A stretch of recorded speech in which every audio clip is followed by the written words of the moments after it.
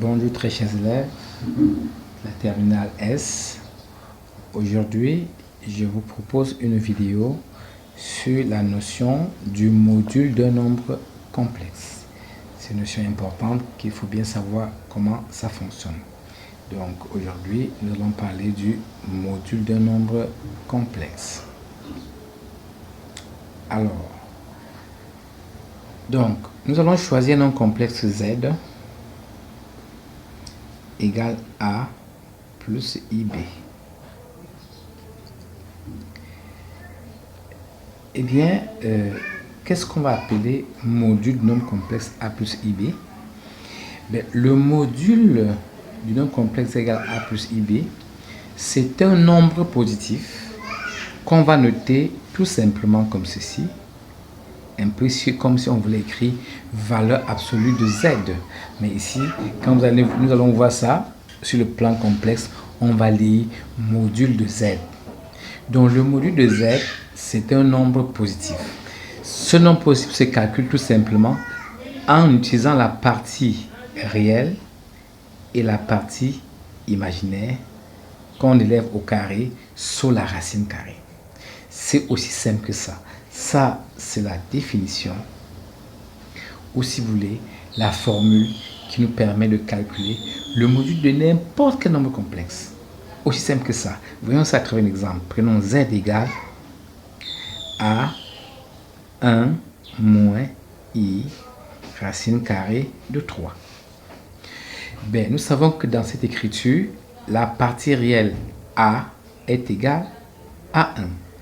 Et la partie imaginaire B égale moins racine carrée de 3. Attention, le moins qui est ici, ce moins-là, c'est pour le racine de 3. Et donc, pour calculer le module, I n'intervient pas pour calculer le module. Quand on calcule le module, on n'utilise pas I. On prend seulement la partie réelle et la partie imaginaire. Ces deux parties sont additionnées. On additionne leur carré sur la racine. Donc, on va simplement écrire que le module de Z égale, mettez votre racine carrée, vous mettez A au carré, attention à des petites parenthèses pour ne pas vous tromper, moins racine de 3 au carré.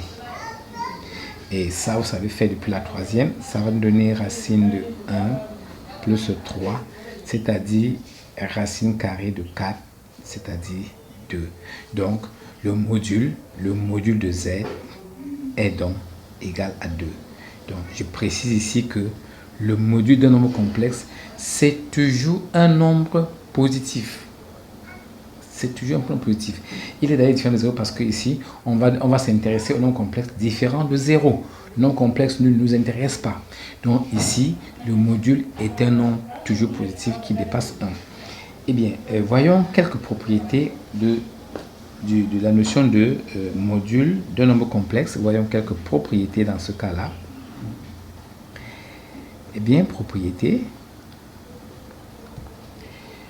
Si nous prenons deux nombres complexes Z égale à A plus IB, Z' égale A plus IB, cette fois-ci on va mettre prime partout, on suppose que ces deux nombres complexes sont non nuls. Donc on va préciser ici que Z est différent de 0 et Z' aussi est différent de 0.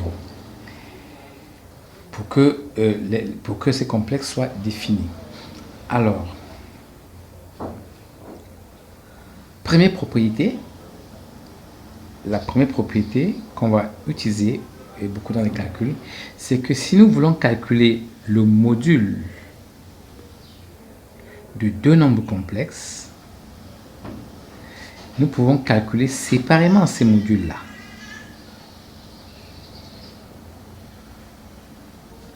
Ça veut dire quoi? Que le module de Z fois Z', ça veut dire le module du produit est égal au produit des modules. Le module, ça c'est module du produit, est égal au produit. On multiplie les deux là avec les modules. Le module du produit est égal au produit des modules.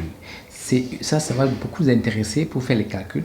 Par exemple, si on veut calculer le module du nombre complexe, prenons 1 moins i racine de 3 que multiplie par exemple 2 plus i, si nous voulons calculer ce module-là, il est plus simple tout simplement de calculer le module du premier, c'est-à-dire 1 moins i racine de 3, et on multiplie par le module deuxième qui est 2 plus i.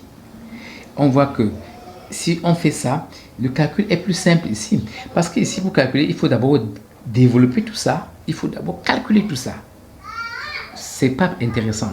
Il est plus simple de venir faire d'abord le calcul le module de chacun et de calculer le produit après. Qu'est-ce que ça va nous donner? On l'a vu plus haut. Ça va nous donner ici 2. Et là, ça va donner racine de 2 au carré plus 1 au carré. Et ça nous donne, avec beaucoup de simplicité, de racine carrée de 5. Voilà comment on peut rapidement, sachez c'est la question complexe, on fait beaucoup de calculs. Et il faut donc savoir comment s'y prendre, sinon on va se retrouver avec des calculs qu'on n'a vraiment pas besoin, des calculs immenses qui vont très souvent aboutir à des faussetés. Donc il faut apprendre à appliquer des propriétés. Le corollaire de cette propriété, c'est que si nous voulons calculer le module de z à la puissance n, il suffit de prendre le module de z et mettre le tout à la puissance n, tout simplement.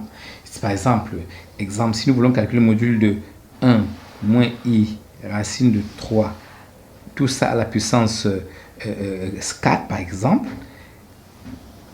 il nous suffira de calculer d'abord le module de 1 moins i racine de 3 comme ça, et de mettre à la puissance 4 le résultat, c'est-à-dire 2 puissance 4. Et voyez-vous, en peu de temps, j'ai le résultat, ce qui va nous donner 16. Alors que si vous voulez passer par ici, il faut d'abord développer 1 moins i racine de 4. Ça va être un calcul assez long. Et après, venir calculer le module de ce résultat. Alors, il est plus simple de passer par la propriété et on obtient ce résultat. Cette propriété est également valable pour le quotient. Donc, si nous voulons calculer, on va prendre ça comme deuxième propriété. C'est la propriété essentielle que nous rappelons ici. Si vous voulez calculer le module de z sur z', c'est-à-dire le module du quotient, vous faites exactement comme le produit. Vous prenez le module du numérateur et vous prenez le module du dénominateur. Ça va aller beaucoup plus vite.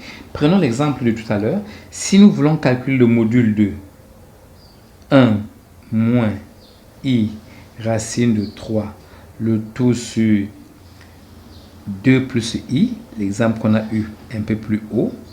Si nous prenons cet exemple-là, en appliquant notre propriété, ça donne le module du numérateur que nous avons déjà calculé, c'est-à-dire 2. Donc, commençons par écrire tout ça. 1 moins i racine de 3 qu'on divise par le module du dénominateur. Et ça, c'est tout simple. Et d'après nos calculs, ça dit 2 sur racine de 5, qu'on peut écrire 2 racine de 5 sur 5. Oui, chers élèves, ce n'est pas bien compliqué. Ça, c'est les propriétés essentielles qu'on va utiliser au niveau des modules. Savoir appliquer le module du produit et du quotient. Une remarque pour finir, c'est que cette propriété n'est pas vraie pour la somme. C'est-à-dire que le module de la somme n'est pas égal à la somme des modules. Le module de la somme n'est pas égal à la somme des modules. Qu'est-ce qu'on retient en fin de compte pour cette vidéo? C'est que vous devez connaître très bien la définition du module non plus complexe, savoir le calculer, et surtout bien connaître les propriétés pour les utiliser plus tard. Merci pour votre attention et à la prochaine.